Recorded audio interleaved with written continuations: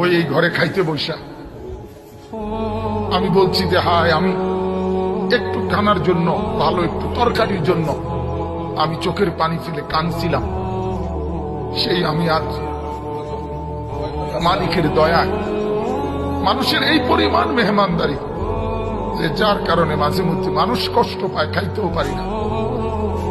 আমার আব্বারে আমি দেখছি একটা গেঞ্জি আমার আব্বার ঘামের থেকে ভিজা, আব্বার গেঞ্জিটা ভিজা যাইতো, আব্বা এটা ধুইতে দিলে ঘামের গন্ধের কারণে আমি বলতাম যে আমি পারতাম না, আমি ধুইতাম। এরকম ওই দিনও মারে বলছি যে মা, আজ যখন মালিক অনেক সম্পদ দিছে, আজ আর বাবা নাই, বাবার এই সুখের সময় কিচ্ছু খাওয়াইতে পারলাম না, কিচ্ছু না, কিচ্ছু না।